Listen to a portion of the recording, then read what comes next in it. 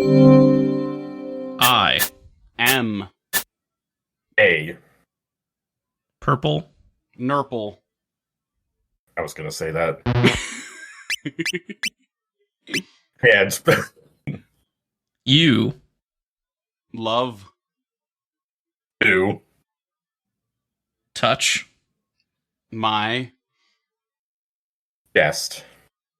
Okay, there we go. Hello, everyone.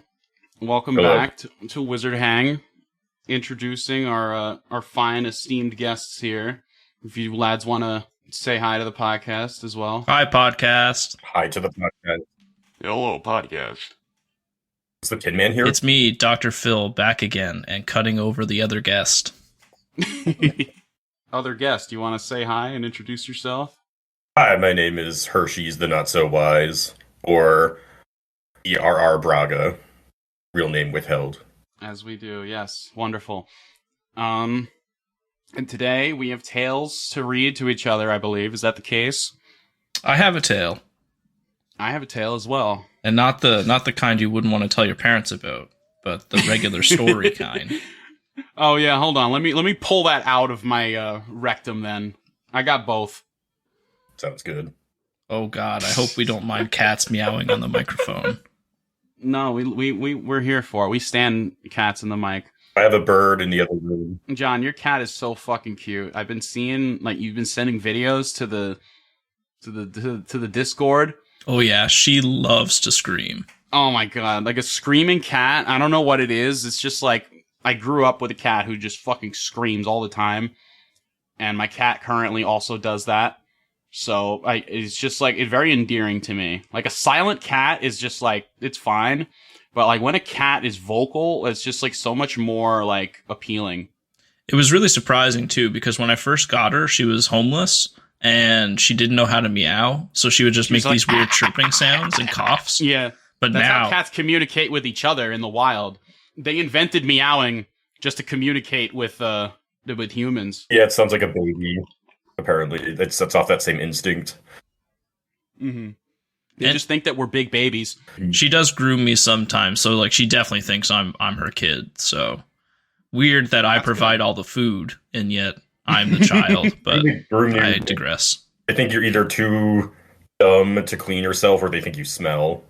I've heard. Both, probably. Yeah, all of the above. All right, so do we have any small talk before we get started, or we just want to jump right into it? Well, we didn't think ahead to sort out an order, so I guess we could small talk our way into figuring out who's going where. That's fair. Yeah, we could try that. I've been meaning to ask, why do they call you Dr. Phil? Okay, so when I was 14, my friends and I really liked Dota 2, and we had a 5-stack that was all talk show hosts. And I kind of drew the short straw of Dr. Phil. And it's stuck ever since, and I don't intend on changing. I think that's great. At this point, I'm more important than he is. More people care about me than care about him. So I'm just going to keep rolling with it. And eventually, he'll be gone. That's true. And only you will remain. You know, I had a dream the other night. You were there, John. But, like, I knew it was you, but it did look exactly like the other Dr. Phil. That's insane, considering I do look exactly like the other Dr. Phil.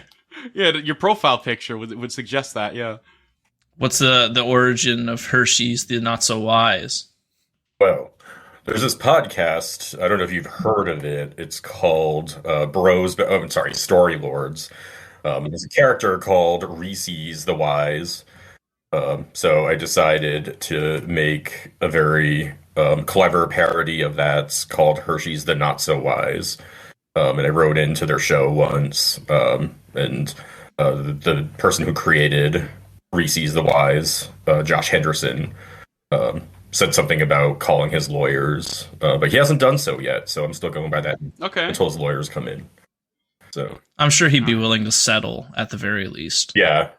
I think I have like some quarters around if I pay that for the royalty or. We're going balls out at the gumball machine, literally.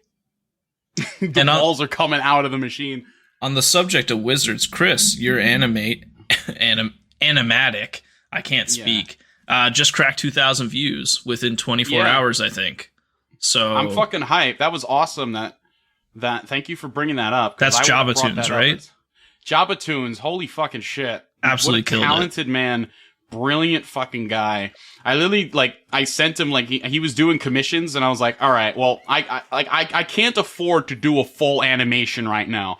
But what if you were to just, instead of animating the whole thing, just give me the keyframes, and then I'll just put some impact text on the bottom.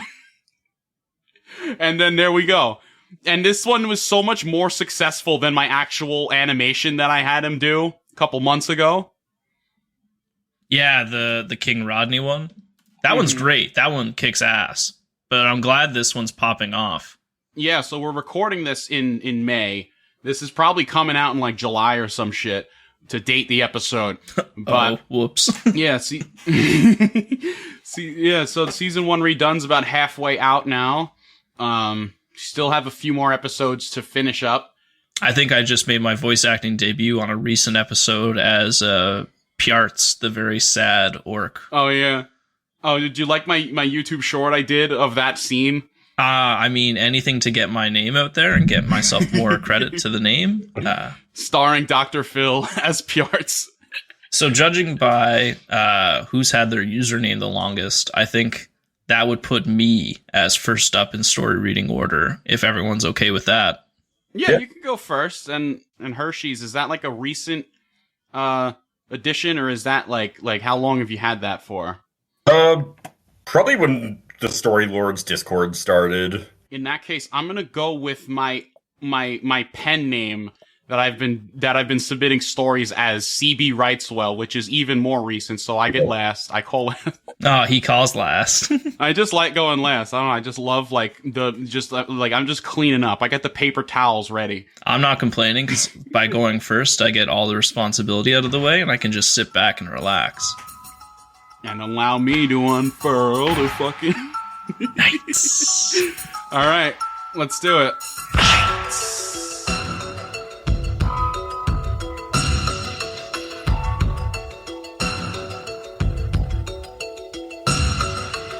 All right. So the title of my story has been changed since it was done for the writing group. It's now titled Victor's Bad Day by Dr. Phil.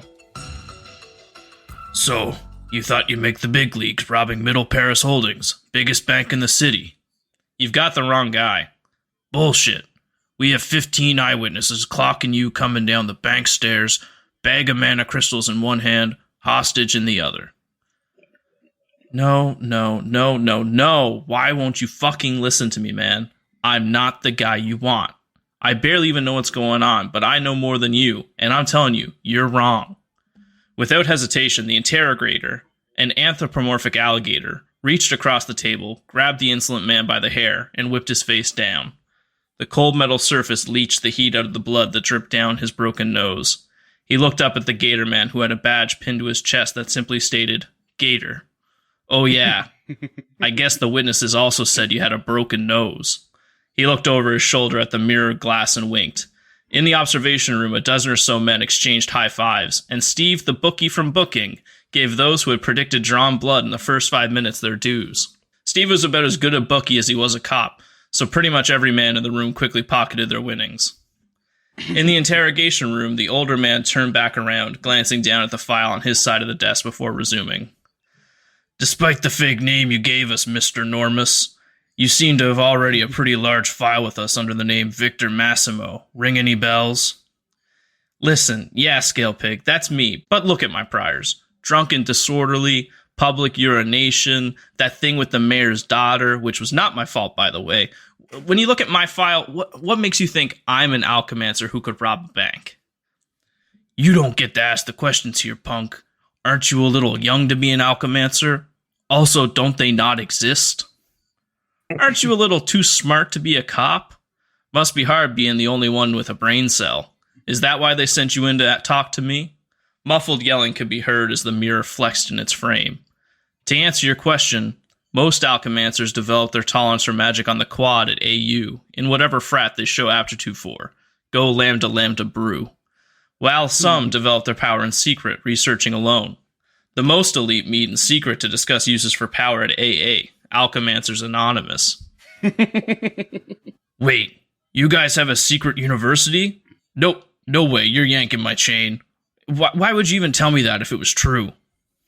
Not that anyone except that janitor of yours, Marvin, is smart enough to understand, but I'm stuck in a time loop. Janitor? Marvin? The cop said in disbelief that this man knew they had a janitor. With a loud cracking sound, the wood frame of the window gave way, and the window shattered onto the floor into thousands of pieces. The other cops fought to be the first one through the newly formed hole. As for my powers, Victor beamed, holding his thumbs up to his chest's manacle chains dangling. I blamed the police. The thumbs tucked away as the middle fingers popped up, and the shackles popped out of their hasps. Falling in seemingly slow motion as Victor, already out of his seat, leapt through the window hole before they could hit the ground. He cut between the brawling cops and ran into the hall. He turned right, past 3 closed doors, before opening the 4th, shutting it behind him. Only then did he take a moment to breathe a sigh of relief. This part of the loop he enjoyed. The noise from the hall changed from frantic fighting into frantic searching. Doors were thrown wide as officers yelled at people to raise their hands. The scraping sound of swords leaving scabbards made their way through under the locked door. Victor made his way over to the bathroom sink and took a quick drink to calm his nerves. As he rose, he checked his appearance in the mirror before there came a pounding at the door. Open the door, we've got a missing detainee. He's potentially dangerous. Oh, it's just me, Marvin. I like to take first use of the clean toilet. Victor lied in the only voice he could fake, glad that Marvin sounded like Ray Romano, the living head of lettuce that was part of the comedy group Cabbage Patch Kids. What? So far, it was just him and Carrot Top, but they hadn't given up hope. Oh, my bad, Marvin. No worries. I hope you don't mind. There's a huge mess in the interrogation room. The noises continued down the hall and out of earshot. He turned to the toilet and lifted the lid off the reservoir. He closed his eyes and fished blind for a bottle. Tequila first 5 times in a row. Now that's got to be a good sign. Thankfully for him, the reservoir was full of bottles of spirits and cans of various concoctions. He swirled the liquid inside the bottle before tornado waterfalling it down his open throat. That's skill right there. He smashed the empty bottle into the corner of the room, aware that he wouldn't have long before the next loop. It had been lame partying alone in the bathroom the last few years. Sure, it wasn't quite long enough for the alcohol to do its job, but the reset meant no hangover. Victor looked at the wall a second before the shouting started. He couldn't understand why someone would want to rob a police station, let alone why they always brought a bomb. He took 3 paces from the sink and got down on his knees. 3, 2, 1. The wood planks that formed the south wall burst inwards, skewering his heart and lungs. As his body impacted against the wall, his head snapped up, cracking his skull against the rear wall before the explosion continued to the next room. So you thought you'd make the big leagues robbing Middle Paris Holdings, biggest bank in the city. You think I'm some sort of bank robbing wizard? How could I even prove to you that I'm not? Victor inhaled deeply. The molecules of alcohol emanating from the cop felt easier to collect and fueled him more than they had ever done before. Well, why don't you take one of these? Any one of these. The gator pulled out a set of cards from his sweater vest pocket. He set the box down on the table, allowing Victor to see the label. Magic detecting cards. Fanned out in front of him, Victor knew he didn't need to buy much time, so it didn't matter much anymore. He picked a card at random and showed it to the detective. You know what? I don't think I need to play your games anymore. He slipped out of the manacles and flipped the table up, knocking it top first through the window. Years of defending himself from the cops' interrogations, beatings, coming in handy. On its way, it collected the top third of the interrogator, who lived just long enough to see Steve paying out bets and wonder what the hell a Fortnite gift card was. Victor drunkenly weaved his... we should probably... We never said what the prompts were. Oh! I didn't know that it was the prompts for all 3 of us, yeah. The prompts were dragons and $19 Fortnite card. Yeah, so that was the card he drew from the pack. Damn. Victor drunkenly weaved his way through the group of cops, deftly avoiding their grasps. In the hallway, the thought of getting blasted in the bathroom crossed his mind, but he quickly dispelled it. He was on a roll, and it was time to experience something new. 1, 2, 3, 4 doors he walked past. If he took one more step, it would be just shy of the time he got tackled getting out of the bathroom. He sprinted down the set of switchback stairs, desperate for a way out. Anything to get away from the coming explosion. Cum explosion? I wish. Victor found himself. I'm not Strawberry. I can't write that good. Victor found himself in a long corridor, its walls lined with bars. Solemn eyes stared out at him, confused and jealous of his freedom, however temporary it might be. Chatting with one of the prisoners was a cat man in a set of gray coveralls. Yeah, you got that right, Binkles. They're all rot brains. I'm shocked they managed to catch someone as smart as you. Well, what do we have here? The cat man said, sounding just like Ray Romano. Ah, you must be Marvin. Hi, I'm Victor. He extended his hand, but the janitor looked down in mild amusement. I'll talk to you next time, Binky boy. I got business to attend to. Yes, I'm Marvin. Did you make a mess somewhere, little guy? Tinkle your whittle pants? Victor was taken aback at just how rude the janitor was being, and judging by the pounding on the ceiling above, they wouldn't have much more time together. A bomb's gonna go off in the next few minutes. We all need to get out of here as fast as we can. What's the quickest way out? As he rushed to get the words out, cops began pouring down the staircase, crossbows in hand. Take him down! He's resisting! He's resisting! Take him down! I'm taking the shot! 8 excited voices cried out simultaneously. I would have gone left, Marvin said, making eye contact with Victor as the man braced himself. So, you thought you'd make the big leagues, robbing Middle Paris Holdings, biggest bank in the city. Without bothering to respond, Victor stood. He was able to escape the cuffs sober, or perhaps his stomach had found a way to produce its own alcohol. He casually strode to the door, ignoring the protesting investigator, who was struggling to get to his feet. Exiting, he turned left, heeding Marvin's advice. Double doors stared him down. He decided to skip the door labeled evidence, just to see what was causing the majority of his resets. At a run, he glanced through the door's reinforced window and saw the bag of mana crystals he had been accused of stealing, but thought better of stopping. He came to a hard stop before slowly slipping through the double doors. The room was a poster child for diversity, in that the people being processed were from every one of Middle Paris' subdistricts. Thanks to the actions of the Rudy Judy Tar Monster, the new mayor, the entire city had been declared to be under his own personal homeowners association. Oh. God. Yeah, this guy's fucked. Systematically, people have been divided by race and forced to live in the monster's subdistricts. This division sowed the animosity the Tar Monster hoped for, and with the increase in policing, he had filled the short-term holding cells. Victor quickly sat down in an empty chair and pretended to be asleep. The interrogators, as well as 50 cops, burst into the room. Cop and detainee alike turned to stare at the panting officers as silence fell over the room. A series of hard thuds sounded as a heavy-set man got up from behind his desk and casually strode across the room.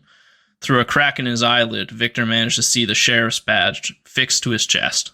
Sir, I can explain, the interrogator began. Silence. I couldn't care less about how you do your job. Steve, get over here. The small bookie shuffled up to his boss, head lowered. The larger man held out his hand expectantly, and Steve grabbed a large sack of gold from within his uniform.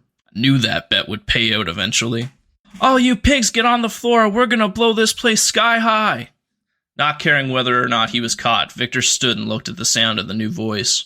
A group of 5 stood in the door in ascending height. The tallest, and the one who had spoken, was a woman he had held hostage on the stairs. While he hadn't seen anyone other than the cops in years, he immediately recognized her. He was shocked to see she was an Ingalbian, despite the hole in his memory not supplying that fact.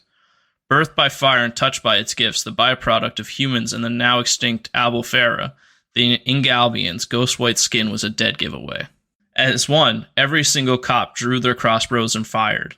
The bolts froze feet away from the group and hovered in place. I'm taking the shot. They all took the shot, baby. At the front of the group, the shortest member, a purple gnome with green hair, dropped his arms to his sides and the bolts fell. Victor was blinded as an explosion seems to originate above the group, so bright his eyes were forced shut as the pressure rushed towards him. So, you thought you'd make the big leagues robbing Middle Paris Holdings, biggest bank in the... What? He rose from his chair, tired of this never-ending loop and desperate for a way out. Victor ran to the bathroom and fished in the reservoir for a bottle. From within, he drew a deep green bottle, shaped more like an elaborate vase. He had never seen this particular bottle, but he could tell by the fumes seeping through the cap he was in for a treat. The slight licorice flavor almost made him puke, but he needed every drop. He felt its double-proof power seep into his veins, skyrocketing his blood alcohol content. The door slammed open behind him, and he cursed himself for forgetting the bolt. He quickly moved his voice to the back of his throat. "Hey guys, it's me, Marvin the janitor. Just cleaning up these bottles. You guys have a good one, you hear?" Victor said in his best Romano, hoping these guys didn't actually know what their janitor looked like. "Oh, hey, Marvin. Glad you're the best, man. Let us know if you see a guy that looks just like you but is a bad guy," a cop said before continuing out of the room. Victor relaxed for a second before going for a second bottle. If he was going to make this plan work, he would need to be just about dead from alcohol poisoning. Victor stumbled back into the hallway, trusting that he had timed everything right. It was empty, and he quickly tripped his way over to the evidence locker. Before the idea of learning to pick locks could cross his mind, the half-empty bottle he took from the bathroom sailed through the air and broke the mesh glass. Lamenting the necessary loss, Victor reached through and opened the door before snagging the bag of mana crystals. "Oh, you pigs, get on the floor! We're gonna blow this place sky high!" The muffled shout made its way through the double doors. Victor ran through the doors, desperate to get this loop right. With a confidence that could only come from a long night of drinking or a few minutes of gulping, Victor strode up to the group of 5. "Victor, is that you?" the Ingalbean asked, and reached out to steady him. He tripped into her, wrapping his arms around her. He closed his eyes and focused on the memory of the bank, letting go of reality, hoping to reconnect with that moment in time most like this one. "Victor, get the hell off me," the Ingalbean yelled. His eyes shot open. Sober as a lame judge, he was out of the loop, but he wasn't at the bank. He fell back into the corner of a minecart, looking up at the group of would-be pork barbecuers. "Anna, what the hell's wrong with Vic?" The gnome from before looked down at Victor from below. From above, sorry. I always get those mixed up. It's fine. Yeah, directions. "How would I know, Gnomer? Doc, check him out." A 4-foot-tall barn owl fluttered forward, attempting to inspect him. "If you'd kindly, this'll only take but a second," the owl drawled, putting his ear to Victor's chest. After assessing his pupils, the owl turned to the rest of the group. "Why, he seems fit as a fiddle to me. Maybe it's just some pre-robbery jitters. You all seem to know me, so I'm going to assume I can trust you. I've spent the last 10 years stuck in a time loop, and this robbery, as you said, does not go well. You need to abort while you still can." 6 pairs of eyes stared back at him. The 4th tallest of the bunch, a 2-headed human, spoke up from the back. "It's a bit too late for that, isn't it, Bob?" "Yeah, I'd say so, Bob," the right head said, pointing towards a crimson dragon soaring towards them. It was ding. There's a dragon. It was upon them in a second and let out a torrent of molten red blood. "So, you thought you'd make it in the big leagues, robbing Middle Paris Holdings, biggest bank in the city. Hey, guy, I'm talking to you. Anybody home?" So began the new routine. It had taken a few months to work out how to reliably get to the bathroom, but now that he had a route further back in the loop, trying new things had become his addiction. Riding the dragon had gone well for about 12 seconds before it crushed him into the ceiling of the cave. Jumping out of the minecart was even possible, if he could stomach the double open fractures in his legs. Just Stephen Currying it hard. No, that's the wrong guy. Who am I thinking of? Bill Murray? No. The basketball player with the open fracture. Oh, no. I'm terrible with sports. Anyway, fighting had even seemed like a workable option, but defeating the dragon had simply led to the stairs of the bank and back to the station. "Where are we coming from?" Victor demanded. A waste of breath he had stopped asking years ago. The response was drowned out by the dragon, as it always had been, and no matter how hard he tried, the only 2 he could get to survive was a semi-conscious Anna and Ronnie the rat, a squat toadman from across the sea who perhaps didn't understand what he meant by the question. In frustration, Victor stumbled over to the brake lever and depressed the safety grip. Unfortunately for all, the other attempts to stop him were too slow. The brakes squealed and whined as the dragon flew past overhead, wheeling to turn around. All 5 of Anna's gang tackled him to the ground. The combined force of the braking and the shift in the weight distribution caused a science spell to derail the cart, sending it tumbling into the abyss. His eyes fluttered open. Blue streaked his vision as his head lolled on his neck. He steadied himself and saw the light was coming from a pale blue cluster of mushrooms. His vision finally cleared enough to make out the ghost-white silhouette of Anna across from him. Her arms were bound behind her, and she was tied to a stake, which Victor assumed was mirrored on him. Anna, wake up. I was pretending to be asleep while I worked on my bindings, you idiot. Well, now I need some answers, and this feels like a good time to get some. Who are you, and what the hell is going on? Before Victor could continue his interrogation, a section of the blue mushrooms tore away from the wall. The mushrooms wrapped around the back of a withered being who turned to face them. It was an elf, but unlike any that Victor had ever seen. Its wrinkled, dry skin distorted with what may have been beautiful features, and it clearly struggled under its own weight to walk.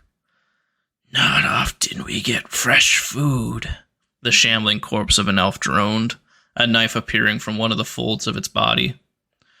Don't you fucking touch us, Anna began before the knife silenced her protests. Immediately dead. Yeah. The elf pounced on the wound, desperate for the nutrition that was being wasted on the dirt. As he drank, color returned to his skin, and where previously there had been loose skin, now contained bulging cords of muscle. Victor struggled at his bindings, desperate for any means of escape. You're not going anywhere, a new voice whispered in his ear. He felt a prick at the back of his neck, and his limbs went limp. The only feeling that remained in his body was the warmth of a pair of lips on his neck. Slowly, darkness began to creep into the corner of Victor's eyes, so he closed them. His eyes fluttered open. Blue streaked his vision as his head lolled on his neck. Immediately, he began to struggle. There was no time for subtlety. Anna, I know you're awake. You need to hurry. We're about to die. Tell me something that isn't obvious. She was growing on him. Despite this new loop being awful, at least he could finally get some info out of her. What were we doing in that minecart with the others? Oh, our friends? The tumblers? What the hell happened to you?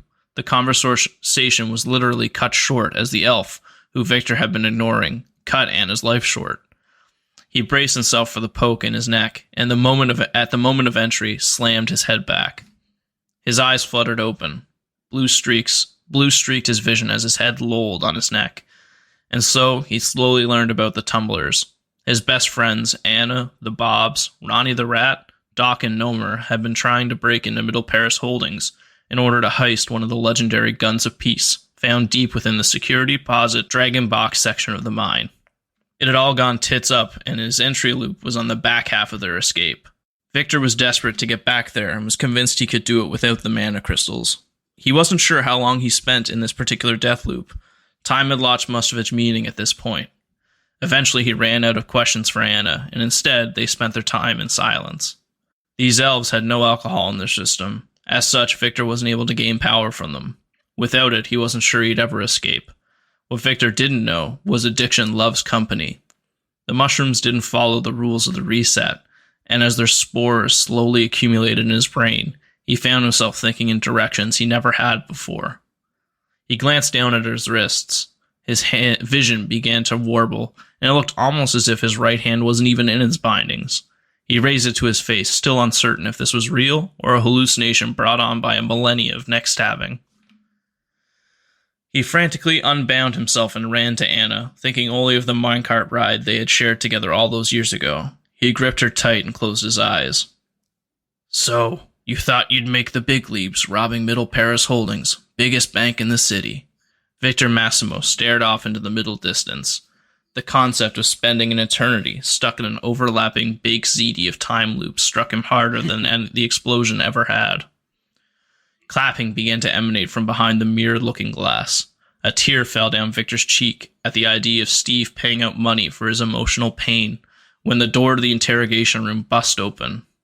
Marvin the janitor and the rest of the cops poured into the room laughing. The walls began to fade away around him, revealing a much larger wooden lecture hall filled with students and an elderly catman in a set of gray robes. That, students, is how you trap an opponent in a time loop. Remember, you can always go further back in the loop to add more length, or turn a branch into its own loop. You don't need to write yourself into the narrative, but what's the rule? Say it with me. It's more fun when you fuck with them. Victor resumed staring into the middle distance, attempting to discern if this was some insane twist or if the absinthe had in fact ruined his mind. Is this real? Or, oh, this is definitely real. Some of the jock students stood up and threw paper at him. He clocked Steve the bookie immediately in their ranks. Wait, was everyone in the loop real? Where are the tumblers? I have no idea. I probably saw them in a play once. As for you, my boy, you gave up our deepest secrets after only 15 seconds of time loop torture, and worse than that, you tried drugs, which is strictly forbidden. Do you think we could just trust you to continue your education here? Get the fuck out of here! But, Oh my god. but I learned so much in the loops. I time traveled. What? No, what are you talking about? There's no such thing as time travel. That's just all part of the spell. Everyone get him. Victor ran. Beer cans pelting down from above, ready to start a new adventure for once. Finn. Oh my Amazing. goodness. Fucking. I'm snapping my fingers into the microphone right now. That was fucking high concept, emphasis on high, fucking time loop. It is just. It was all just 15 seconds of just a college student sitting there, just under a spell. I love what a wonderful tale. You definitely you added some new wrinkles to it that weren't in the original. I love this new revision you got here. Thank you. Some things definitely needed a bit of a tweak, but I think it came out all right other than my stuttering. No, that gets fixed in post. I heard you laugh in advance of the Rudy Judy Tar monster, and it did bring back some confidence. I looked up the basketball player, and I think it was Kevin Ware, because I just typed in, like, fracture, and it was disgusting. Like, I almost gagged audibly. Yes, that is exactly who I was thinking of. Thank you. Okay. Why did I look it up? I'm just gonna go ahead and not look it up because I got a full stomach right now. I just ate before we started. Yeah, I did too. I feel like even describing it would be, like, too disgusting. Was it like bone sticking out of his shit? Yeah. Like a skin bone, like, snapping. I'm sorry I asked. And, like, not only a little bit out, but it's really out there. Yeah, it's like, Yeah. his lower leg is, like, dangling. I was like, Well, you know what they say: no pain, no gain. Dude's in a fucking wheelchair for the rest of his life, probably. It's like those people when their ACL snap. Like, what a way to ruin your career. Yeah, right. And I gotta go fucking pick up accounting or some shit. I watched Challengers last night, and I don't want to spoil too much, but there's some injury in it, and yeah, it was gruesome. All right. Ugh. All right. As much as I like Wonderful. tennis, I don't think I'm going to watch that one then. Yeah.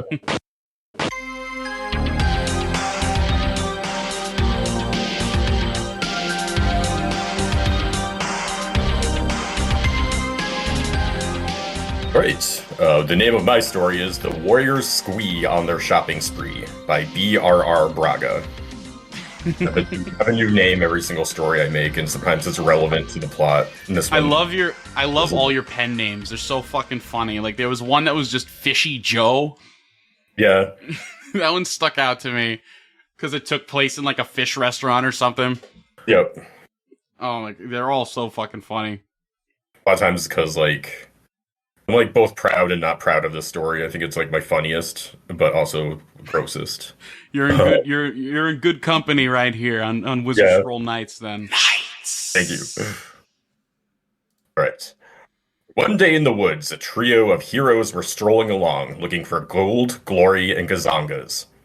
They were renowned throughout the land for their bravery, their skill in combat, and their mastery over spells, birds, and beasts. Skittle Earth's most true companions, the warriors. Skittle Squee. Earth. I forgot that was your name of your world. Yeah, the candy. I gotta credit Josh again and give him some money for like the candy thing started off, and then suddenly it turned into like half of the characters named after candy, and then it was like, oh, Skittle Earth, that's a good name. Rhymes with Middle Earth too. Yeah. They had wanted to be called the Warriors Spree, because that's a candy, or the Three Busketeers, but those trademarks were already taken. The Squee consisted of Nelvana the Beige Wizard, an ace at spells and potions with a pointed hat and a thick, meaty staff. Thick, meaty staff. I was like, that means two things. True. He's a jack of all trades. Oh, yeah. He didn't like people questioning his wisdom, even when he was wrong about something. He had a crystal ball that could confirm any tavern trivia debate. If he was proven wrong, he'd still argue that Wikipedia is edited by any hacker or wizard. Rox the Bowman, a human with exceptional aiming skills, winner of the archery tournament 3 years in a row. It would have been a fourth. But Nelvana's Parkinson spell slipped out of his pocket, and it was bad news for William Tell. May he rest in peace. Parkinson spell? I forgot I wrote that. Damn. He from a rich family and didn't really know what to do with his life. Razzles the retardant. A swordsman, always seemed to get into trouble and be ripped on by all of his friends. He was also immune to fire, but would cause him to break out in the worst case of eczema you've ever seen. He looked like a peeling lizard, especially when his sword belt got damaged, and thus his sword would drag behind him. Very specific. Yeah. Company were their drunken dwarven scribe called Souse, and their tongueless bard named Ba. Or at least that's what they thought his name was. He wasn't always tongueless, but he made a bawdy joke about Queen Swedish's fish that didn't go over too well. Anyway, three were walking in the woods, talking about their latest triumph, in which they had exposed the noted charlatan Man in a Biscuit Boo for selling his cheap wares, but in fact he was actually selling chicken in a bizkit, a cracker that makes you sing like an overdone hyperactive capon with his backwards red comb. It's taking place in the Duck Kingdom of Quaxgiliath. The singing of chickens was strictly forbidden. It was a very complicated diplomatic issue. I mean, it wasn't, but everyone acted like it was because it was more convenient that way. Hey, Jimmy, that was a good adventure. Look on that chicken's face when I exposed his glamour and made the townspeople see he was a chicken will make me laugh for the next couple of fortnights. I do feel a bit bad that we destroyed his wagon and left him with nothing but a rusty baster to his name, though, Razzles replied. Oh, you always feel bad, and you always want payment for our acts. Stop making this all about you, Brox admonished Razzles the reprobate. That's because you two don't need the payments. Nelvana can just conjure all the fruit gems and gelts that he needs, and you have the money from your parents in a trust fund back east. Nelvana's tongue pressed to his cheek, as it usually does when it was deep in thought. But I know I've been paying you in the prune fruit gems. Yeah, the worst ones, Razzles interjected. But... I could add a couple of pink grapefruits to your stipend and make some pumpkin spice gelt as well. I guess it'll do for now, Razzle said. I wish I could get paid in Jolly Ranchers. That sounds amazing. I know. At least we could get one adventure where we'd like to take a reward. I can't be living fortnight to fortnight like this forever. Especially if we keep going to kingdoms that want real gold for stuff instead of candy. The exchange rate right now is awful. Razzle suddenly looked up when a flash of lights appeared and a twinkling sound whooshed in front of them. Did I hear somebody say Fortnite? My favorite game. Yeah. She was green and silver-clad, with a pleasant lemon-lime scent to her. The name's Starry the Sprite. I travel across the sphere of mist to give out prizes for my liege lady, Alomilcor, the she-dragon. I am 7 up from my previous records of cards I've given out last year. And when that happens, the 8th winner gets our super special Fortnite card. You get your store credit, or V-Bucks if you will, to use over the course of a fortnight. Congratulations! Nelvana took the card and studied it close, taking notice of the infinity symbol on the card. He'd use this to stock up supplies and be set for life. Rax normally didn't seem excited about any financial gains. Most of them seemed like pittances to him. But even he was excited about this card. I could buy my own pre-cut castle with one of these and tell my folks I've finally made my own living. Razzles was a bit confused. You're worried about these things. Why don't... never mind. I'll just enjoy the win for once. Thanks, oh kind sprite. We will obey our thirst for all you have given us. Then we will obey your thirst for gratitude. No need to thank me. Just remember that this card is for... Oh, hold on a second. Starry's brother, Yarito, was speaking to her telepathically, and she furrowed her brow. What? They won't? I thought it was not what I ordered at all, and they will be giving us our money back for these defective cards. Ranted on and on about this mysterious business deal. So much so that she didn't notice the warriors were gone. Ivana pondered. Where shall we go first? We have only a fortnight, so we will need to shop wisely and maximize our supplies. I need a good thinking song. Ba, can you give one to me? Ba, the bard began singing. Lovely,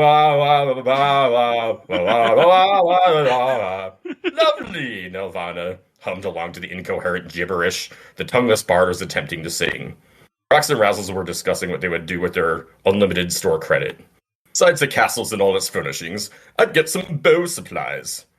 Arrows, bowstring, and the good stuff, cat gut made with actual cats, eagle feather fletches from Dr. Felch's fletches, endangered whippy willow tree wood, and a quiver lined with baby seal.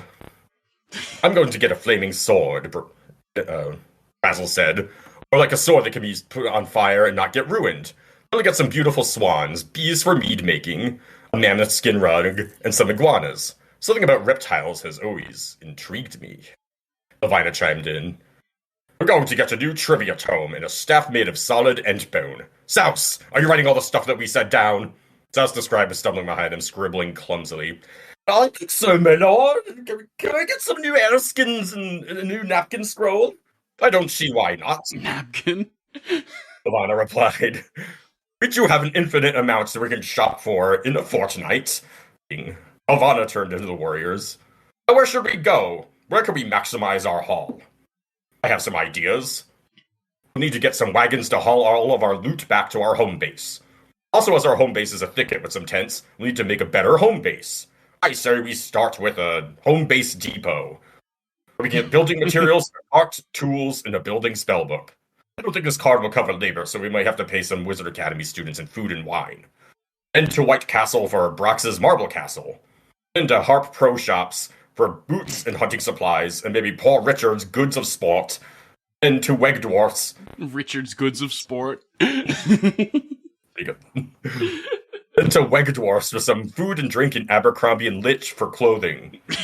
And to Bloodbath and Beyond for weapons. All these fucking names. I spent a long time figuring out these names. It shows. This path should get us through all these places within a fortnight. Let's begin. And so the warriors' spree went on their shopping spree. They purchased ale, wine, mead, mutton, buttons, weapons, cloaks, buckets, brooms, rakes, railings, trowels, towels, dowels, and shawwells, and most importantly, skins. Wine skins, sheep skins for blankets, rabbit skins for gloves, lamb skins for the wench house. Yes, the Fortnite skin haul was a glorious one. Skin haul. On the last night of the cards deal, as the warriors were leaving Bloodbath and Beyond, Starry the Sprite appeared to them with a terrified look on their face. You there! What in the 69 hells do you think you're doing? You bankrupted my boss, and I'm so going to get fired for this. Lavana Harumton said to the Sprite. Sure, you'll land another job somewhere. Fire means I'll be literally incinerated by dragon flame. Hello? I said my boss was a fucking dragon! Starry yelled. Wait, how did we even bankrupt her? Rox asked, confused. Clearly the card says infinite items purchased over a fortnight. You fool! That says 8 items purchased over a fortnight. You're only supposed to get 8. Nirvana looked closely at the card with his ivory looking glass. I see now, this is just a slightly crooked 8.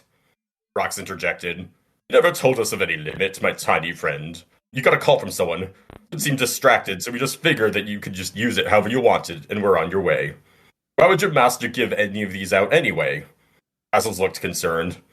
I'm sorry we put you in a bad spot. Shouldn't this card have some sort of limit to it, or a magic spell that makes it stop after 8 items purchased? How are we the only ones who misread this card? This seems to be your master's fault, and I'll tell her myself. Basil's Novara shouted, surprised. This is very unlike you. Why should we waste our time on a careless dragon's mistake? Starry began to explain. My brother, Brain Time, I forgot to tell you. Brain Time. Wanted to give me some of her generosity to the small folk. In order to preserve the good name of dragons, especially at the incident of King Neko's castle, with her ex-husband, the he-dragon Tootsie the Terrible. Also, this means he doesn't get as much in the divorce. She'll be able to get a tax write-off, and fine, we will help you. We'll let her know that it was all a mistake and apologize. Nilvana cut her off, getting bored with the story. And you'll return the stuff you purchased? Starry asked. Well, let's see if the apology works first. Maybe we should just be happy we learned our lessons, Nilvana replied. If not, we'll use our weapons to work out a deal with her. As the warriors, their 2 meat shields and background character companions, and the beleaguered sprite, were moving to the Lolly Mountain, the lair of Valomilkor, and formerly of her ex-husband, Basil's began to discuss with Starry what her master was like. So what does a she-dragon need with gold anyway? I've never seen one make any purchases or adorn themselves in fancy gems or crowns. Can't she just, melt a mountain and take whatever metals or diamonds survive the inferno? Or make her own out of coal. Well, she could do that, but it involves eating the coal, and it's very painful even for a lady dragon, Starry replied. Truth be told, she's been very lonely since her venerable and well-endowed mate had left her. He wasn't good enough for her, in my opinion. She deserves someone thoughtful, considerate, and giving in all senses of the word. Sounds very formidable, and dare I say, striking. Razzles became lost in thought, envisioning of a mighty she-dragon, scales and all, out there for him to behold. The bouncing of his chin inquisitively. The bouncing of his horse along with his thoughts made him lose track of time until they finally reached the entrance to the she-dragon's lair. Alright, you should send someone in first to see what mood she's in. I'll do it. Razzles blurted out loud a bit too fast. Suddenly he realized it wasn't the best idea to dismount and stand in front of everyone with all the pondering he had been doing about the dragon. Ivana snickered and replied, Very well. You're best suited for a dragon's wrath. Being retardant and all. Just remember, she can eat you too. Brox was too busy rosening up his bow to notice anything going on. Souse was passed out in the corner already, and Ba was too scared to sing. Star yelled out, Make sure not to bring up her lack of gold or how empty her house is. It's a bit of a touchy subject with the divorce. And on top of that, you're bankrupting her. Razzles entered the lair. Suddenly, he didn't feel so keen on telling her about her mistake. With all she had been through. With the slamming of the door behind him, Razzles was alone. Not hearing the last thing Starry said. He crept in and called out to Valo Milkor. Oh, Valo Milkor the Magnificent, I have come to seek forgiveness. I am Razzles of the Warriors Squee. We have come to clear up any misunderstanding. Please don't blame your kind servant, Starry the Sprite. I've heard so terrible things about the card company that refused to fund you for your poor design of your Fortnite V-Bucks card. I have heard of your beauty and wish to gaze upon you in wonder.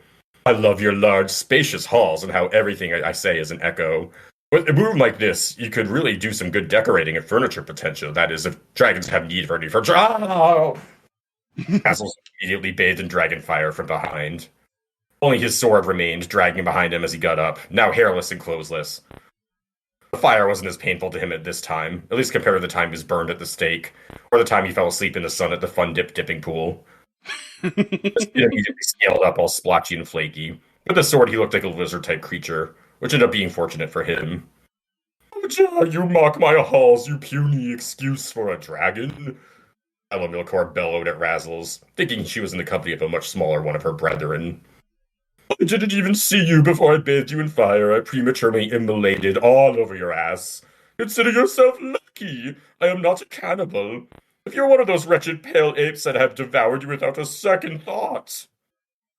As for this, I may behold you with my own eyes, and I can tell you how I've admired you from afar, and I'll do anything to make up for the mistakes, anything, of me and my friends. Milkor entered the main chamber, going to full view of Razzles, flying over him. You got a great view of her entire massive body. Her scales were a brilliant burgundy shining in the scant light that entered the mountain and illuminated the whole room. Her horns were protruding very sensuously from her head. Or at least that's the only way he could think to describe it. Her eyes were a fiery orange with diamond-shaped pupils that dilated as she looked him square in the face. Her teeth were jet black, obsidian-looking with a slight scent of ash and lamb carcass. Oh my. Razzles was spellbound by the look she gave him. He didn't have any idea how this would end, but for the first time in his life, he felt something besides fear. He knew he needed to have this dragon, and not in a taming way or a slaying way. In a way that felt so forbidden, but so right. Oh, Valo Milkor the Voluptuous, truly the tales and songs fall utterly short of your enormity and shiny teeth. You have nice manners for a thief and a reckless spender. Tell me, who are you, and where do you come from? The she-dragon asked skeptically and not at all like Smaug. I come from Overhill, Underhill, Hankin Hill, and Jonah Hill. I am he who loves Hank Hill, Jonah Hill. Oh, the zombies. Friend to all creatures. Protector of the innocent, truth, ally to good. That's enough. Why should I forgive you and your financial transactions? What's in it for me? Your flattery is flattering. But not to get you to make up for what I've lost. Ella Milkor raised her head, glowering at Razzles. He was a bit nervous, but still not frightened. He had a solution. Please tell me, O fair dragon, what is your love language? I've heard tales far and wide about your bastard ex-husband, and how you've had to give out your gold to avoid the dreaded tax collectors, who apparently you can't just eat. I wanted to help you move on from that demon who terrorizes the kingdom of King Neko, the orc canceller. Intrigued by his I wish question. eating tax collectors was a solution in real life. Make things much easier. Yeah, word up. Well, I've never heard such a statement from a dragon in my life. Was gone for large, well-endowed, but emotionally unfulfilling dragons. Perhaps I've been choosing wrong.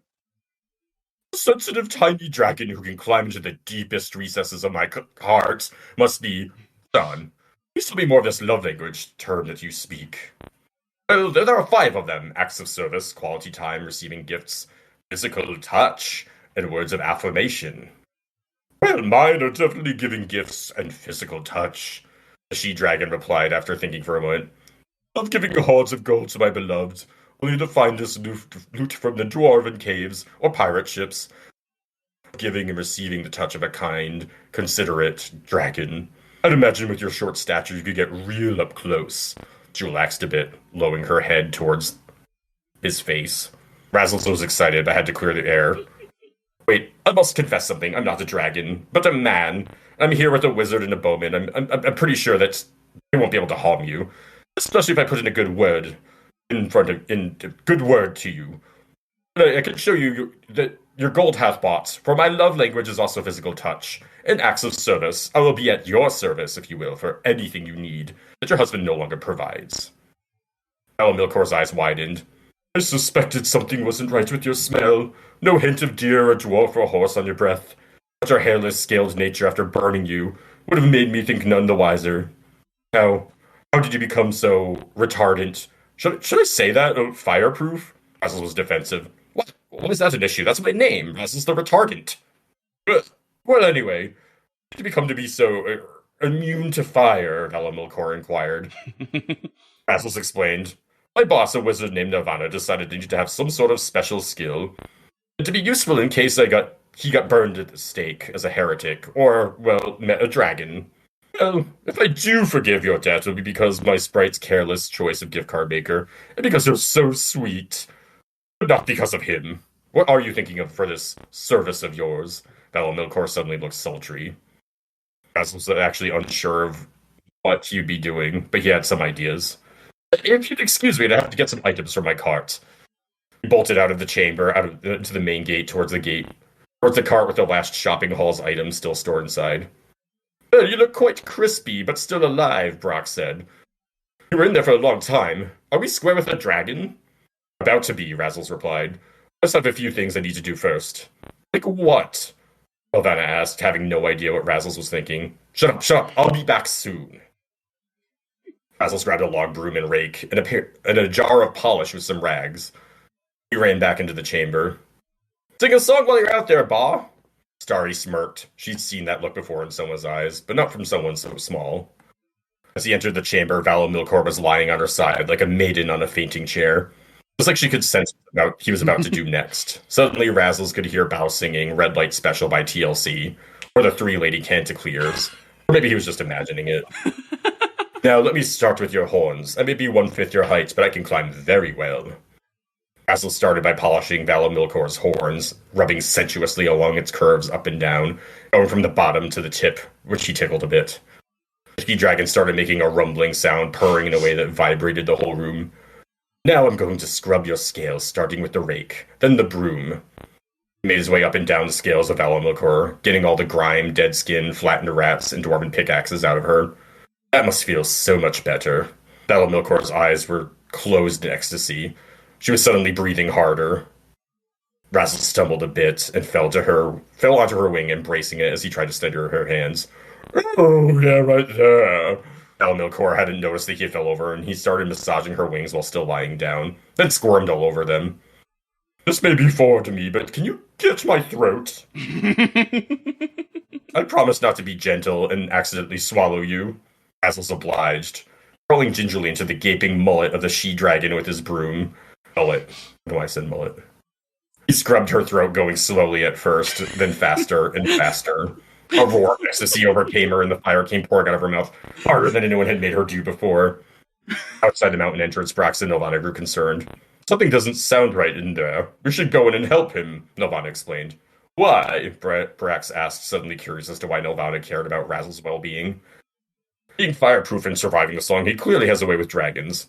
We can get him to take out Tootsie over in King Neko's kingdom. Why did we think of this before? Nelvana said. Meanwhile, in the chamber, Valamilkar lost all control over inhibitions. I know I promised not to swallow you with my mouth, but there's somewhere else just begging to swallow you up. Make love to me. Oh my. Did you not read this before? I did, but like, Okay. you're jogging my memory of what happens. It's Wizard Scroll Knights for sure. I've been waiting impatiently the whole time. Razzles gave the thumbs up, and then he went up like a thumb deep into the 10-meter tall dragon's cloaca. Oh my. I think it was you that came up with the cloaca idea. Yeah. The sea hole, baby. The sea hole, the cloaca, yeah. Dragons have those, canon. He started screaming in joy, losing himself in the mighty she-dragon. Suddenly, in a fury, Brox and Nelvana ran in, having heard the commotion. Nelvana was the first to see what was happening. Razzles, was it 69 hells? What is going on in here? Told you, pay up, Souse. Starry held out her little palm, and Souse fumbled through his pockets and handed her some melted fruit gems. A muffled voice came from inside the she-dragon. I said I hadn't heard that, so privacy, please. Milkor sat up, flame glowing from her throat.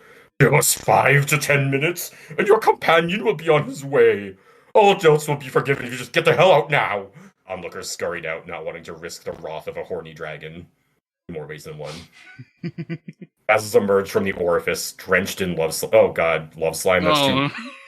Sextoplasm. There we go. Oh my. He cleansed himself in the stream that trickled through the mountain hall. I'll send a raven when I get to the next town, he said to Valamilkor. Razzles gave a wink and strode out of the mountain, still naked. Where to next? He asked Nelvana, who had a look of disgust on his face. You sick weirdo. Don't think your perversion will increase your pay any more than we agreed. Whatever, still got laid, Razzles retorted, putting on some clothing in the cart that he had purchased. It was time for everything, Brax sneered. As they mounted their horses, Nelvana summoned his Instacrow, who informed him of the goings-on in the wider world. A princess is in trouble, for some reason traveling with an orc. Off to the Whopper Woods. Razzles held his head up high and trotted slightly ahead of the others. He wouldn't let their judgment and small-mindedness get in the way of his joy over his new giant lady lizard love, who accepted him for who he was. Ooh. Valamilkor shouted to the departing Razzles in the distance. Suddenly, an egg plopped out. The end. That's amazing. Holy shit.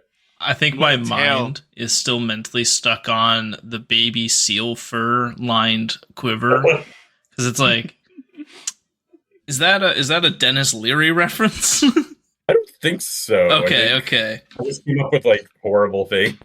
Yeah. I mean, my mind was kind of caught on fucking...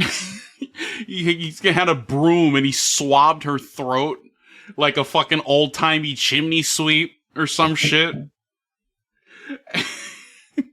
Like this whole like back half was just something that you would find on fucking werewolfbarmitzvah.com or some sick shit like that. Yeah, I surprisingly don't really read that stuff. No, this was a tale for the ages. I really liked when Razzles was leaving. He's like, yeah, babe, I'll call. Yep. Yeah, when I get to the next town, I'll call for sure. Like, no worries. And he's not calling. Sure. Only very cocky and arrogant.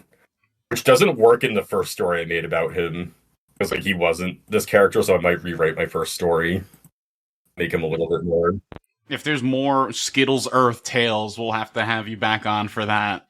Yeah. Because this was a peek into the mind of a fucking genius. Thank you. I'm glad you're calling the me Richard genius there. Sporting Goods was fucking great. Yeah, like all the fucking like the names. Like I have a few that I lean on once in a while, but nothing as rapid fire and fucking hilarious as this. Thank you. Anyway, I gotta go take a cold shower and then we'll read my story. All right. Suavemente, bésame, que quieres sentir tus labios besándome otra vez. Suavemente, bésame, que quiere sentir tus labios besándome. ¡Hey! Vete de aquí, mal tiro narrador, o te daré una bofetada. All right, I'm all dried up. Took my shower. I'm all good. And today, my tale of dragons and $19 Fortnite card is called Dr. Lask's New Groove Part 2, the Fortnite Boogaloo. Oh, I'm glad I didn't go take a cold shower. You're gonna need another one after this. You wouldn't fucking believe this, but a lawnmower is now starting outside my window. Oh, wonderful. I'm gonna go close the window. As you do. Okay, just for those who are just tuning in, this is part 2 of a tale that I had read on the show back on Wizard Hang 30. That was Dr. Lask's New Groove Part 1, and the prompts for that one were dice and latrines. Okay. And so this is a direct continuation / anyway. A quick recap. My house! And you're probably good to go. Yeah, no, that's perfect, yeah. Dr. Lask lost his house in a game of CeeLo to an 8th grader. And now it is time. Dr. Lask parked his car across the street from the house that was once his own, and turned to face the McDonald's breakfast sitting in the passenger seat. The boy Benjamin had abandoned him, condemned him to bear this burden all on his lonesome, but Dr. Lask would not be deterred. Nay. Presently he enjoyed his sausage, egg, and cheese McMuffin, hash browns, and hot coffee from the comfort of his Corolla, sitting in silent contemplation of the dire deed he was to soon carry out. The word good is crossed out, chaotic neutral at best doctor turned off his vehicle, popped the trunk, and stepped out to retrieve his latest invention. He wrapped both arms around its metallic surface and hoisted as hard as he could. Hoisted so hard that he definitely pulled something. But he managed to carry that device all the way across the street, through his front yard, and up the patio steps before its overwhelming heft became too much to bear. Ding dong! Door opens up. And here comes Kevin. Well, welly, well. If it isn't Dr. Homeless Man. What are you doing at my house unannounced? Mrs. Lask calling from the kitchen. Honey, who is it? Nobody important, babe. Just some mauled cuck from school. Now, are my pancakes ready or what? Almost, dear. I just need to add those chocolate chips to the batter like you asked. They should be ready in about 5 minutes. Bitch! I said I wanted my skibbity-gat pancakes ready by 7:55 sharp, and it's 8:04 for Patrick Bateman's sake. And with this, Dr. Lask's entire head turned into a beet red hue as a big angry anime vein appeared on his forehead. Dude was fucking pissed. Listen here, you little shit. You can bully me, you can take my house, you can wear my robes and shit in my latrine. But when you talk to my wife like that, that's where I draw the line. Now give me my goddamn house back before I do something drastic. Are you challenging me? Here? In my own home? That's real low, Dr. Lask. But fine, let's say, hypothetically, I'm fiending for another quick dollar game. What's in it for me, huh? I present to you my wager. $1. $1! Deal! Come on in. This place has a sick bathroom upstairs. Follow me. While Kevin rushed upstairs to the master bath, Dr. Lask crouched beside his device and pressed a button on its chassis, which caused it to unfold into the shape of a man. A gleaming, metallic man who now towered over his master, looking down at him with cold, lifeless, unblinking, soulless eyes. Listen to me, my creation. The boy in the master bath has a smorgasbord of oils on his person. He wields an oil vape pen. And what's more, he has oil in his very pores. His unwashed hair is slick with it. Now go forth and feed, my son. Feed! I fucking love oil, said Tin Man. Rapturous studio applause. Yeah, the studio audience is going fucking wild. They got And Kelly lo. Bundy whistles going. Yeah, ow, ow, ow! And lo, the device, the man of tin, bounded up the stairs like the spring-loaded mechanism that he was. His cybernetic arms, legs, and whole body creaked and whirred and gave off steam as he rushed into the master bath in question. Wait a minute, who are you? I fucking love oil. Kevin does the Home Alone scream pose. The mechanical monstrosity, that man-made horror beyond our comprehension, opened his chest panel and retrieved a comically large silly straw in the color of your choosing. What color's that straw? Purple. Purple straw? Okay, fine. It's canon. Which he thusly affixed to the tip of his nose. All while that cowering Kevin McAllister, no relation, tried and failed to defenestrate his way out of this situation. Unfortunately for him, this latrine had no windows, so naturally he was unable to get away from this unholy abomination of man and machine, who presently thrust his new retractable straw appendage forward and attached itself to the boy's oily skin. Ah! What is this? All I wanted was a quick dollar game! He cried as the lip of the straw expanded to absorb the entire boy in one gulp. Then he, the writhing, wriggling mass that was Kevin McAllister, could be seen traveling down the length of the straw and into the device for harvesting. Gulp.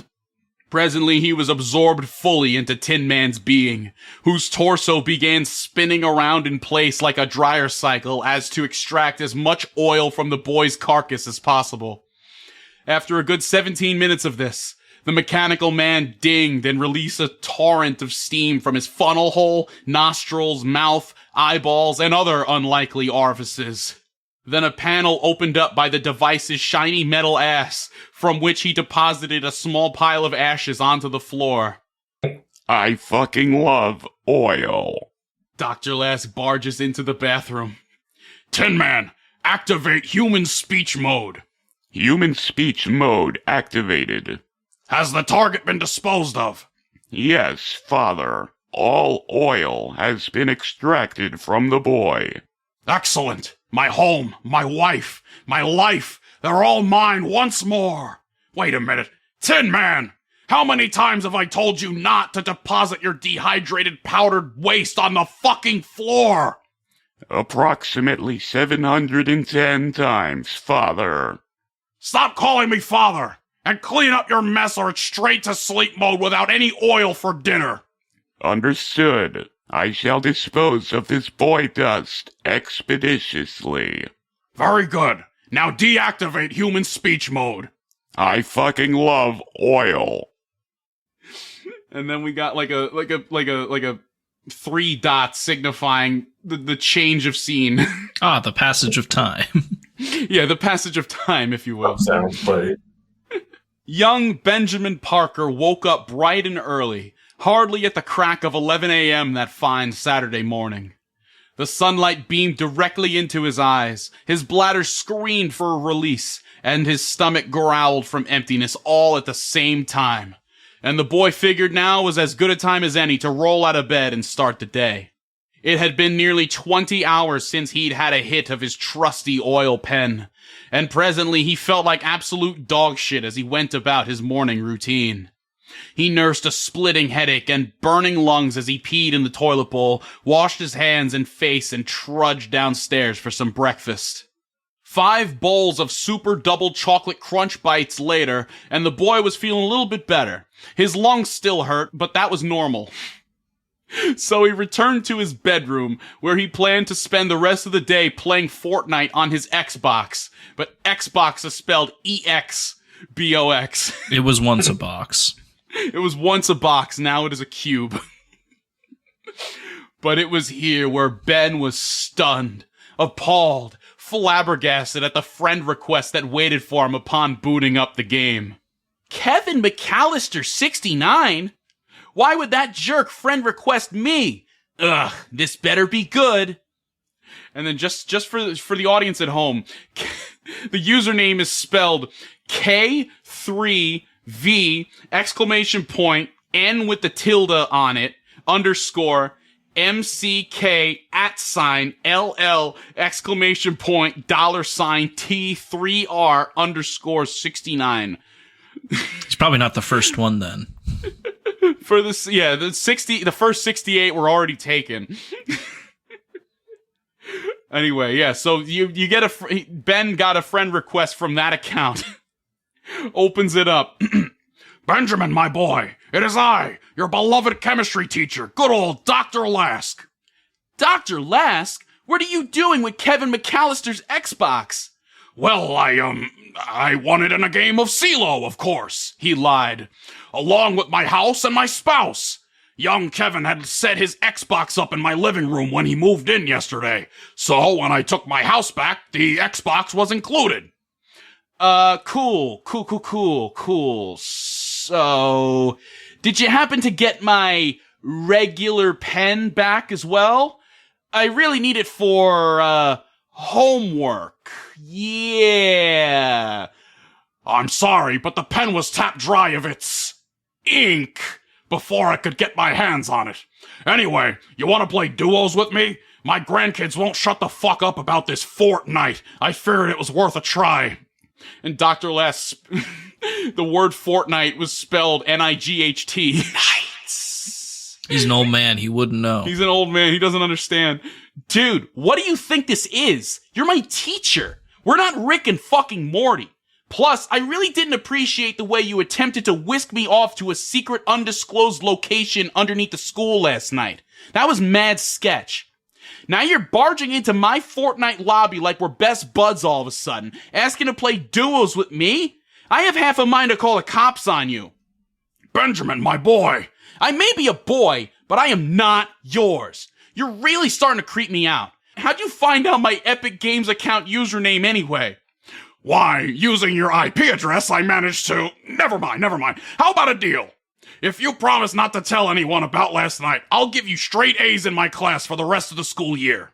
Deal! Wonderful.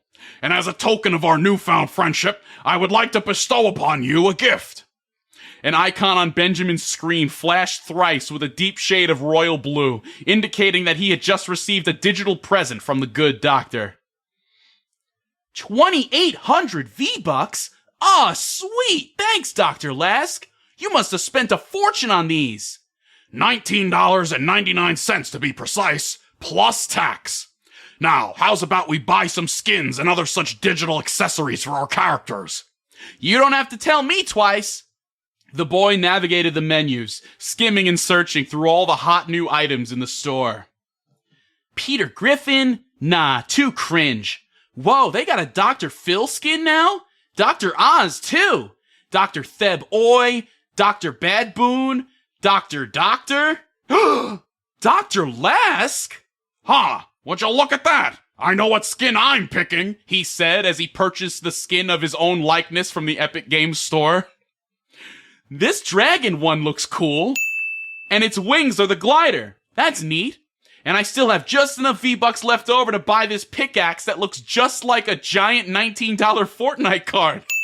And lo, with their characters and accessories chosen, Benjamin and Dr. Lask squatted up on the battle bus and commenced their first match. 28 seconds later. Dude, you fucking suck at Fortnite. For the love of God. How'd you get us killed before we even jump out of the battle bus? I didn't even know that was possible. What can I say? I'm an old man. I don't know my ass from my elbows in this damn virtual world. But I know someone who can help. Dr. Lask sprung to his feet in a manner very much befitting a 69-year-old man. Slowly, and with great effort. Then he trudged up the stairs and returned to the master bath where Tin Man had been spotted last. My, Tin Man.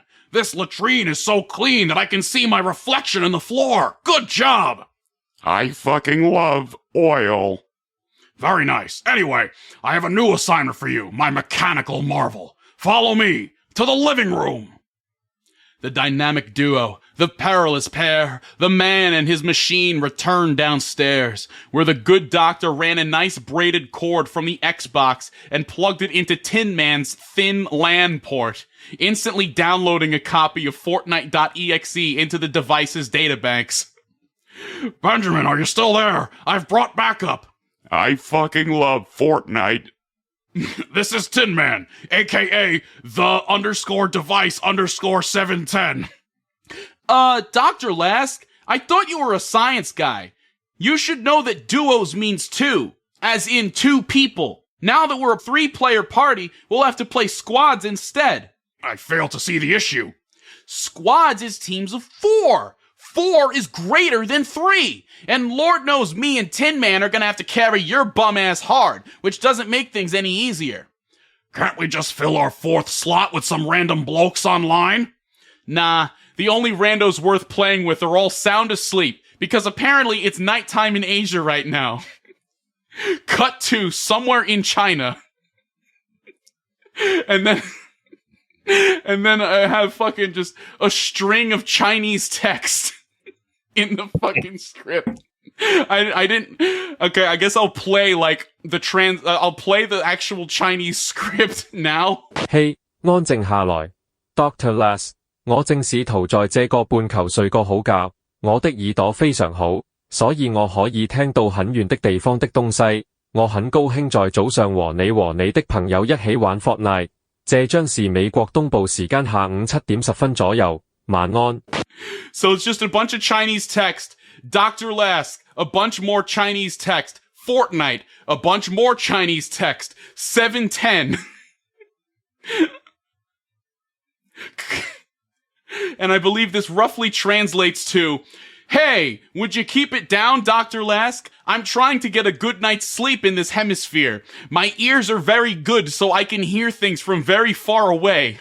I'm excited to play Fortnite with you and your friends in the morning, which will be around 7:10 p.m. Eastern Standard Time. Good night. Cut to, back to the story. Benjamin, you've seen how I play. It's our only hope if we ever wish to get that sweet, sweet victory royale. We must try. Right, Tin Man? I fucking love oil. Fine. We can fill our squad with a 4th, but I'm telling you, we'd be better off as a team of 3 than with some random American guy in Illinois or some shit. With a few blips and blops of the controller, Ben enabled squad filling, allowing any old random fellow to join in on the fun.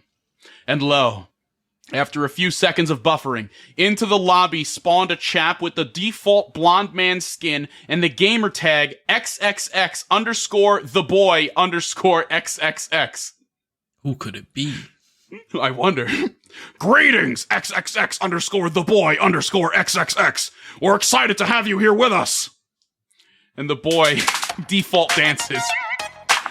Tin Man also starts default dancing. I fucking love oil. We are so fucked. The battle bus whirred to life, whisking our 100 competitors into the sky above Fortnite Island or whatever. Among those brave souls sat our protagonists, Dr. Lask, Ben, Tin Man, and their recently acquired 4th member, who, by the looks of it, did not seem to have a working microphone. Alright guys, remember the plan. We're gonna drop over Tomato Town and try to find some good loot.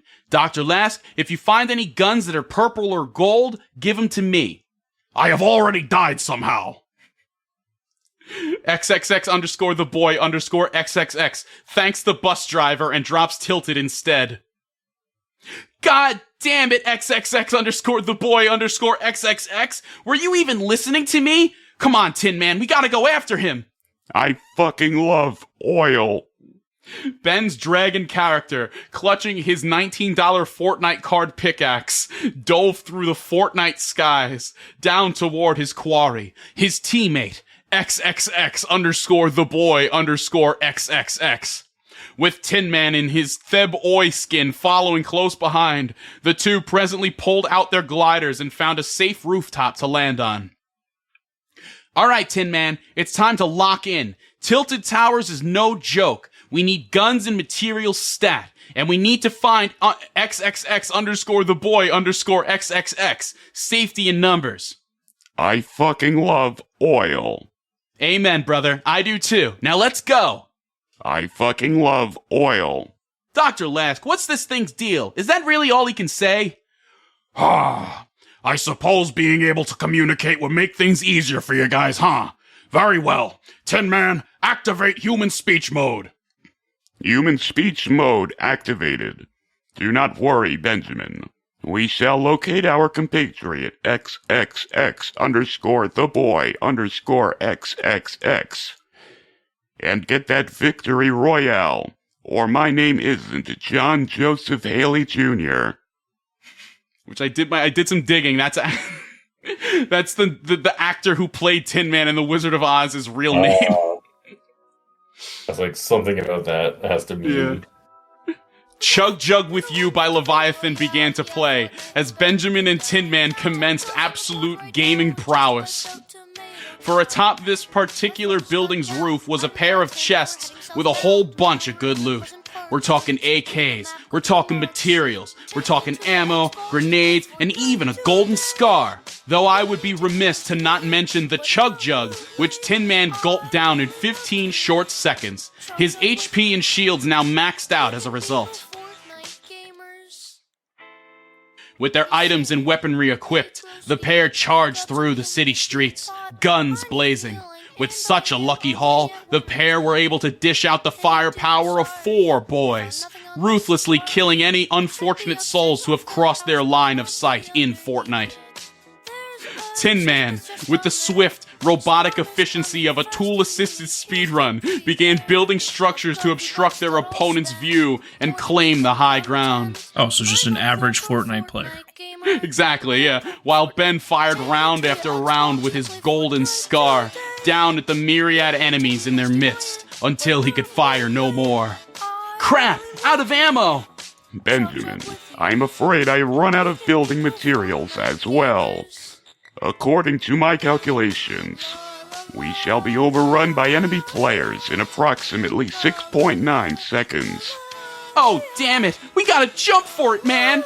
And lo, Benjamin dropped a grenade to the floor at his feet as he and Tin Man defenestrated themselves from their makeshift shelter.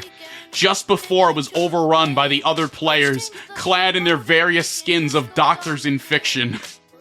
Right before the tower fucking exploded, downing everyone inside as it went. Ah! I'm down! Fall damage! It appears I have been afflicted with the same status, Benjamin. The sweet embrace of death comes for us both. It was at this point that XXX underscore the boy underscore XXX finally made his presence known. For he had apparently spent the past few minutes slowly gliding down from the troposphere above. Presently, he landed amidst the mass of dead and dying players and the spoils of war. XXX underscore the boy underscore XXX, over here! Revive us, quickly! If XXX underscore the boy underscore XXX heard Benjamin's pleas, he paid them no mind, opting instead to default dance repeatedly as he watched his teammates perish before his very eyes. Then he looked at the camera and said, and then, in lieu of the Kevin McAllister iconic picture, I have a picture of the default blonde man skin from Fortnite, stretched wide, looking at the camera. JPEGs really translate well into Yeah, no, this is really mediums. good for an audio medium. I'm sure you're not regretting naming him XXX the boy XXX at all. No, you forgot the underscores, but yeah, no, I don't regret that at all. What did I fucking say, Dr. Lask? No randos! And now you know why. Ugh, for the first time in my life, I actually want to go outside and touch grass. I'll see you on Monday, I guess. Very well, Benjamin. See you. Log off sounds. Dr. Lask is now alone in the lobby. Monday. Shall we play another round, Father? I'm not your fucking father! Deactivate human speech mode now! But Father, I fucking love oil. Finn. Perfect. 10 out of 10. Thank you. It's I love that Dr. Lask is smart enough to hack an IP address and build fucking the device that is Tin Man Instead of just cheating at CeeLo. He lost everything. So Dr. Alaska is played by Christopher Lloyd, right? Yeah, exactly. You got the typecast exactly right. Clearly, you're gonna have to travel. You have to travel back in time 20 years and get a young Kevin McAllister, or what's his name, Macaulay Culkin. No, Kevin McAllister in this story has absolutely nothing to do with Kevin McAllister from Home Alone. The last name is spelt differently. Another fragment of the audio to visual translation. I was gonna say, still have it played by Macaulay Culkin, but still no relation. You do that naturally, or do you have something? No, that's all natural, baby. Nice. Hello, my name is Tin Man. I have him here with me in the booth, actually. That's my secret. I was like, do you have to breathe in a little bit? I can't even do it. Says the guy who can do the perfect Gollum impression. Yeah, right. We all have our strengths. Yeah.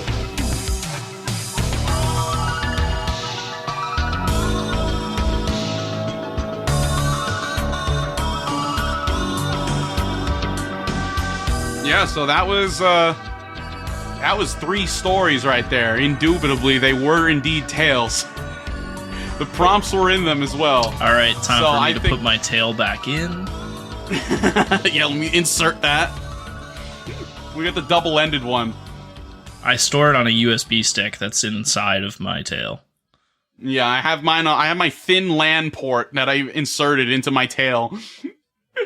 Yeah, so thanks guys for hopping on. This was a lot of fun. Thanks for having me. I'm always down to read a story. Hopefully I can write another funny one that'll be worth reading. I don't know. Your story today was really good. Like the first time I read it, it left an impression on me. Like it had me thinking afterward about life and shit. And I feel like that's more than I can say about 90% of my own work. I mean, a man in a sea hole really got me thinking about my life, so. Oh yeah, of course, Hersheez, your story as well was fucking brilliant. Like, it was just straight up a fucking graphic sex scene in the middle of it. An egg popped out, Finn. We're just gonna gloss over that. The story I tried to work on a story this month, and like, there's no graphic sex, but there are some like potential gross out moments. Wonderful. As like kind of like stingers to the end of it, so I hope I can finish it. I hope so too. My story for this month's writing group had a single joke in it, so I'm hoping it still goes over well. My submission this month was amazing. A fucking was a Wikipedia article about Orc J. Simpson. There was 0 swears in it too. I challenged it wasn't even a challenge. It just so happened that I wrote it, and then I realized reading back that I didn't put any swears in. I was like, wow, that's new. Yeah, I think they're all related to each other in some way. I mean, if you go far back enough in the orc family tree, all orcs are related. Ooh, this is some deep lore right here.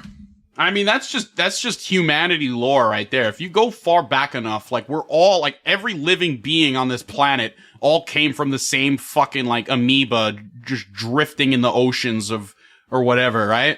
Isn't that how the theory goes? Yeah. Pretty much.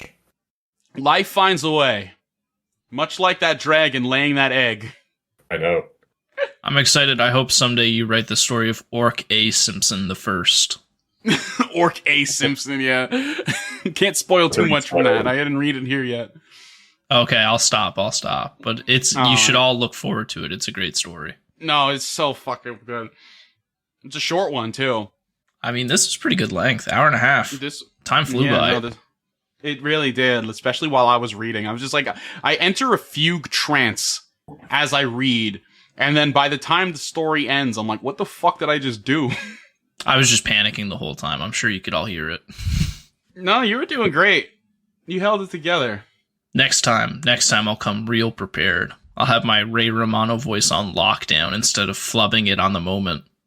Hi Hey there, guys, man. it's me, Ray Hey, Romano. I couldn't do it. I couldn't do it in the moment. It's me, Ray Romano. It turns into Kermit really easily. Hi-ho, it is I, Ray Romano. You just got to think about the mammoth from Ice Age. Like a sad kid. It's like, oh, hi. Sid, you're one ugly motherfucker. And he's like, Mammoth, why you say that to me? Deborah. you're right. And then Dennis Leary is like, I shouldn't be in a children's film. Yeah. That's an episode right there. Do you have any last minute quips or jokes or japes to end off? I don't have Any anything review? I need to plug, but I'll pass it off to you guys. I definitely have nothing to plug. Besides a human being into a dragon. Okay. All right. Well, if you haven't already, check out the fucking Wizard Scroll animatic. I am normal at women, I swear, on my Oh. YouTube channel. Okay. And an egg popped out. Finn. We'll just end it on that. That's a good ending Okay. point, yeah. Okay. Nice.